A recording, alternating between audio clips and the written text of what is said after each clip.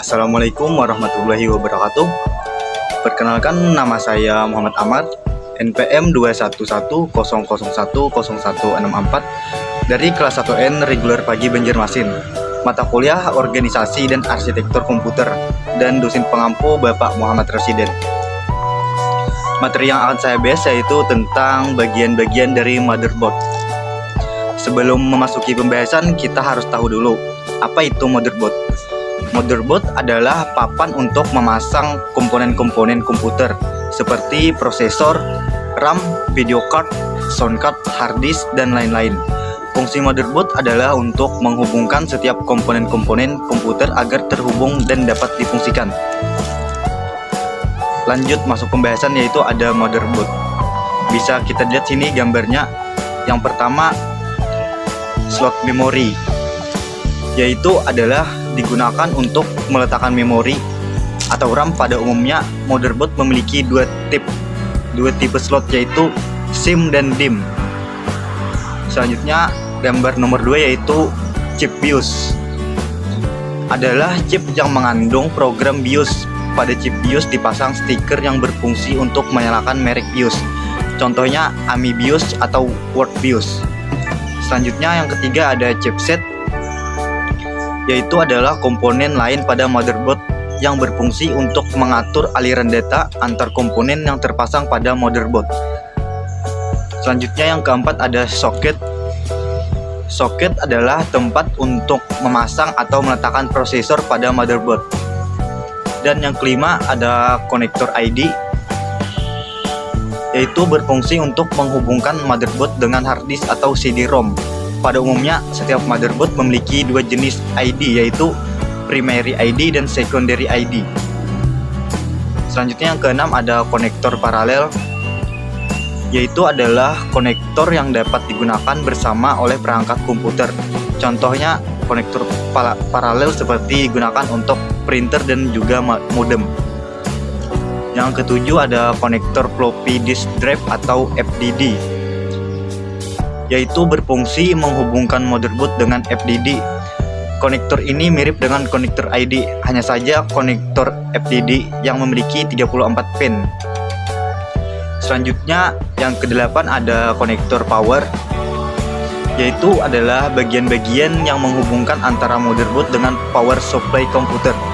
Ada dua jenis motherboard yang hanya memiliki satu konektor power, yaitu terdiri dari 12 pin yang namanya power add. Ada pula jenis motherboard lain yang memiliki dua konektor power ATX yang terdiri dari 20 pin. Yang kesembilan ada konektor serial, yaitu adalah konektor pada motherboard yang terdiri dari 10 pin. Pada umumnya motherboard memiliki dua konektor serial, yaitu satu atau COM1 dan serial 2 atau COM2. Konektor yang satu digunakan untuk mouse dan konektor yang kedua digunakan untuk keyboard. Yang ke-10 ada keyboard port, yaitu berfungsi untuk menghubungkan motherboard dengan keyboard. Motherboard ini biasanya memiliki satu di antara dua jenis keyboard port, yaitu serial dan PS2. Yang ke-11 ada slot card PCI, yaitu adalah slot pada motherboard yang digunakan untuk memasang card tambahan seperti VGA card dan sound card berjenis PCI. Yang ke-12 ada slot AGP. Slot AGP digunakan untuk card AGP dengan kinerja paling cepat. Yang ke-13 ada baterai. Baterai berfungsi menjalankan RCT atau real time clock, juga menjaga isi CMOS. Yang ke-14 ada PCI Express slot, yaitu adalah format interface dari expansion card komputer yang didesain untuk interface yang lebih cepat untuk menggantikan interface PCI X atau PCI Extend dan AGP pada expansion card komputer dan kartu grafis. Yang ke-15 ada port USB, yaitu adalah port yang menawarkan cara yang lebih baik untuk menghubungkan perangkat USB, di mana perangkat yang digunakan port ini mampu berkomunikasi lebih cepat dan merestart komputer atau PC. Yang ke-16 ada SATA konektor, yaitu adalah pada komputer yang didesain biasanya untuk mentransfer data antara motherboard dan media penyimpanan data seperti hard disk dan optical drive di dalam komputer. Yang ke-17 ada CPU fan connector. Fan atau kipas pendingin adalah satu kelengkapan pada komputer. Fungsi utama dari sebuah kipas komputer adalah mengeluarkan panas dan menggantinya dengan udara segar ke dalam sistem. Yang ke-18 ada heatsink mount.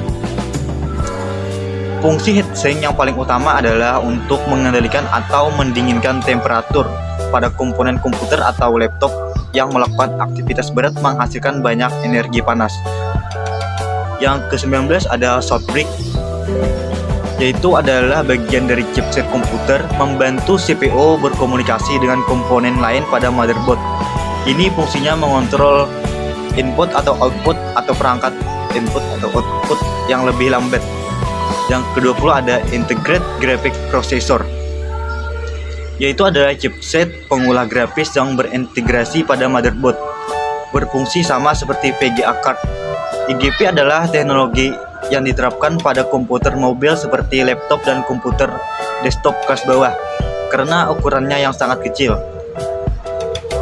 Sekian video dari saya, semoga dapat bermanfaat. Salah hilap mohon maaf. Assalamualaikum warahmatullahi wabarakatuh. Terima kasih.